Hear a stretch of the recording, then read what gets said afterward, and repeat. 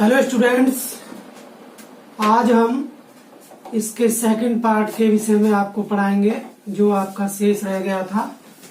तो स्टूडेंट देखिए कि ये फेरस ग्लूकोनेट, ये जो है हम इसके official compound, chemical properties, structure, molecular weight के बारे में पहले ही पढ़ चुके हैं इसके फर्स्ट पार्ट में। अब हम देखते हैं कि स्टूडेंट्स इसके test for purity, test for purity, test for purity का अर्थ होता है शुद्धता परीक्षण। स्टूडेंट्स इसमें हम देखते हैं कि इस कंपाउंड को किसके परीक्षण में यूज में लाया जाता है। तो देखिए यह अम्लता मीन्स एसिडिटी, अम्लता मीन्स एसिडिटी, और एसिडिटी का अर्थ होता है एसिड। जैसे आपका HCl है, हाइड्रोक्लोरिक एसिड है, H2SO4 है, सल्फ्यूरिक एसिड है। तो ये एसिडिटी, अम्लता, आर्सेनिक AS इसका सिंबल होता है AS, barium Ba, ferric ion, ferric ion Fe के ऊपर +3 चार्ज है। तो हम पहले भी बता चुके थे आपको कि जिन एलिमेंट के ऊपर +2 चार्ज होगा उनमें हम अस, और जिन पे 3 चार्ज होगा उन पे हम इक का प्रयोग करते हैं। तो ये फेरिक आयन भारी धातुएं, हैवी मेटल्स, हैवी मेटल्स जैसे क्लोराइड, सल्फेट, ऑक्जेलिक एसिड और अपचायक शुगर, रिड्यूसिंग शुगर, वह शुष्क परीक्षण देता है। हम इनके यूज में इसको लाते हैं। स्टूडेंट्स आप हैवी मेटल्स के विषय में भी पढ़ चुके हैं कि हैवी मेटल्स वो मेटल्स होती हैं कि जो डी ब्लॉक की एलिमेंट के अंदर आती हैं और ये कलर्ड होती हैं। इनका अंतिम इलेक्ट्रॉन डी सब सेल से एक सेल पहले डी में प्रवेश करता है। तो students chloride, sulphate, oxalic acid, ये सब क्या है? Heavy metals.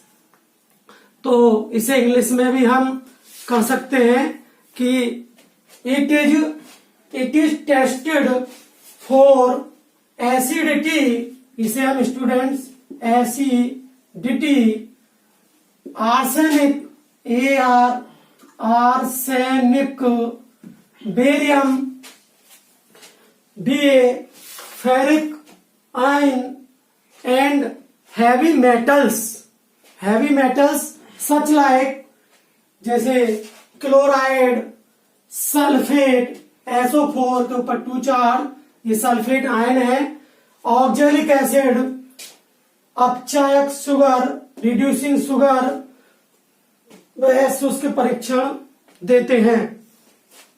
अब स्टूडेंट्स हम इसकी इनकम्पेटिबिलिटी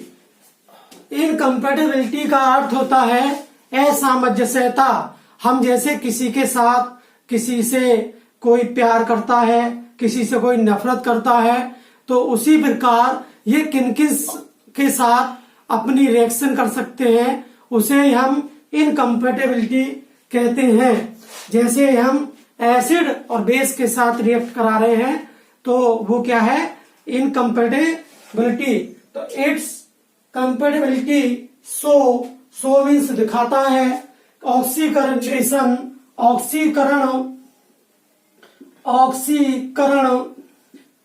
ऑक्सीकरण के साथ इनकम्पेटिबिलिटी शो करता है, बोरेट के साथ शो करता है।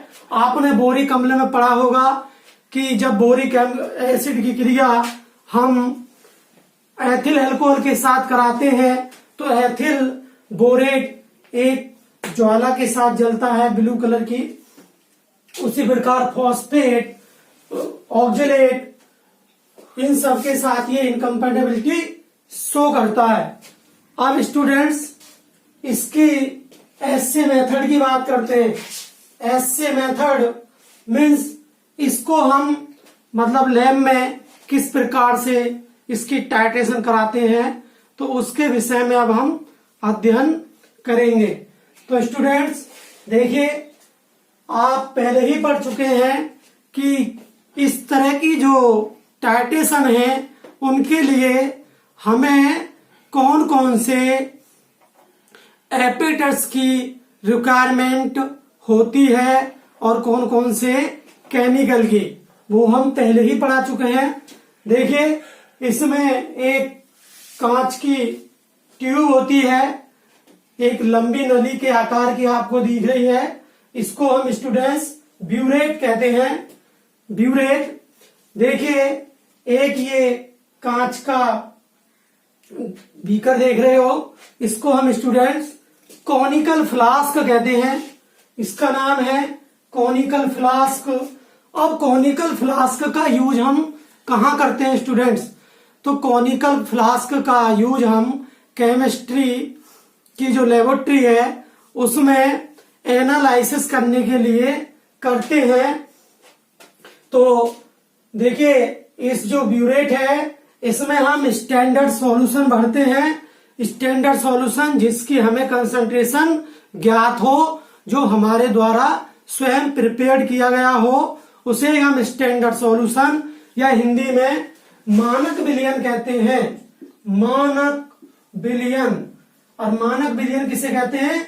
जिसकी हमें सांद्रता ज्ञात हो, जो हमारे द्वारा स्वयं तैयार किया गया हो। तो वो सॉल्यूशन हम इस ब्यूरेट में लेते हैं और हम इस कॉनिकल फ्लास्क में देखिए 0.5 gram of sodium bicarbonate, 0.5 gram sodium carbonate हम केमिकल वैलेंस होती है लेबोरेटरी में, उससे हम मेजर कर लेते हैं।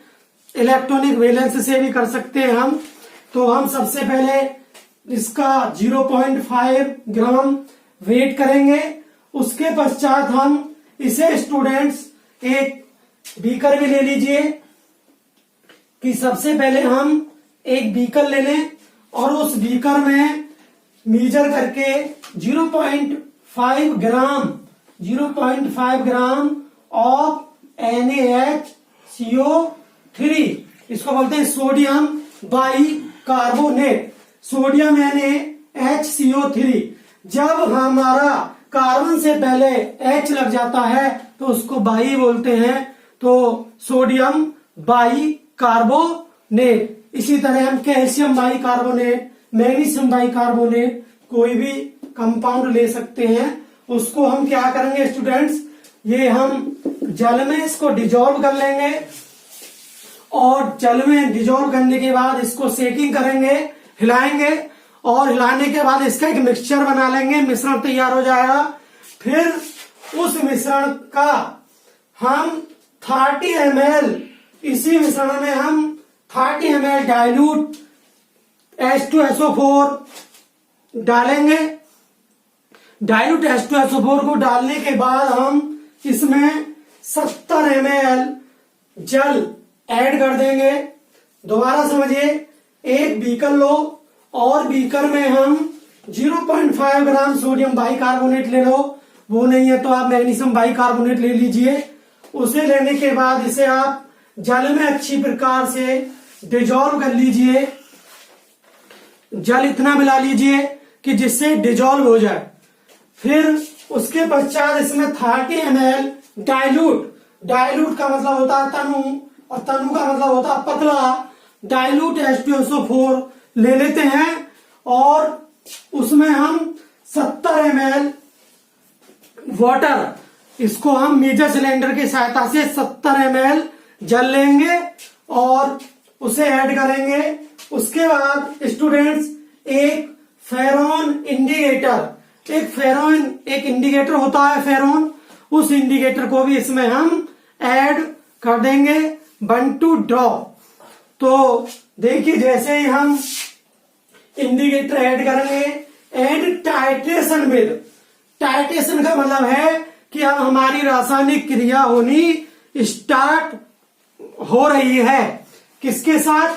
जो हमारे इस कॉनिकल फ्लास्क में हमने ये केमिकल लिए हुए हैं उनके साथ अब हम क्या करेंगे, इसकी टिप को खोलेंगे और खोलने के पश्चात बूंद बूंद करके इसमें गिराते रहेंगे। कब तक गिराएंगे? अंटिल का मतलब होता है जब तक गिराइए, जब तक रेड कलर हो जाएगा इसका, रेड कलर डिसएपियर, जो हमारा रेड कलर आ रहा है वो जब तक डिसएपियर ना हो जाए, जब तक हम इसका बूंद बूंद करके इसकी ड्रॉप बाय ड्रॉप गिराते रहेंगे। और जिस पॉइंट पर ये रेड कलर डिसएपियर हो जाता है वही एंड पॉइंट इंडिकेटर कहलाता है। इसे हम अंतिम बिंदु या हिंदी में सूचक के नाम से जानते हैं। तो students, until the red colour disappear हो जाता है and right the burette reading, और हम अंत में ब्यूरेट की रीडिंग ले लेते हैं। और अब इसका यूज कहाँ है? अब जो ये ऑफिशियल कंपाउंड है इसका यूज कहाँ है? तो जिस प्रकार आपने फेरस फ्यूमरेट में पढ़ा था उसका official use clinical deficiency of iron, anaemia की जो डेफिशिएंसी है उसी में इसका यूज लाया जाता है कि it is use in the clinical deficiency of iron, anaemia के उपचार में। और एनीमिया आप पहले ही पढ़ चुके हैं कि ये एक डिसीज है जो आयरन की कमी के कारण होती है। अब स्टूडेंट्स, इसकी ऑफिशियल प्रिपरेशन, मतलब ये जो कंपाउंड है इनका आजकल कहाँ यूज किया जा रहा है उसके विषय में भी हम थोड़ा सा अध्ययन करेंगे। तो स्टूडेंट्स, जो ऑफिशियल प्रिपरेशन होती है उसमें देखिए आप, इट्स कंटेंस NLT। NLT का अर्थ होता है, N का मतलब नोट, N का मतलब होता है यहाँ नोट, और L का मतलब होता है लेस, और T का मतलब होता है than, less than, not less than 95%। इसका मतलब ये 95% से कम। और NMT नॉट मोर देन 105% से अधिक नहीं होना चाहिए फेरस ग्लूकोनेट में। यह ग्लूकोनेट में 95% से कम और 105% से अधिक नहीं होना चाहिए। अब स्टूडेंट्स, मार्केट में अब ये फेरस ग्लूकोनेट टैबलेट, आईपी का अर्थ होता है इंडियन फार्मा के अनुसार इसकी टैबलेट बन रही हैं और इसके इंजेक्शन तैयार किए जा रहे हैं। तो स्टूडेंट्स, ये आपका टॉपिक फिनिश हुआ। अब नेक्स्ट वीडियो में फिर नेक्स्ट कंपाउंड के साथ आपसे मुलाकात होगी। Thank you very much.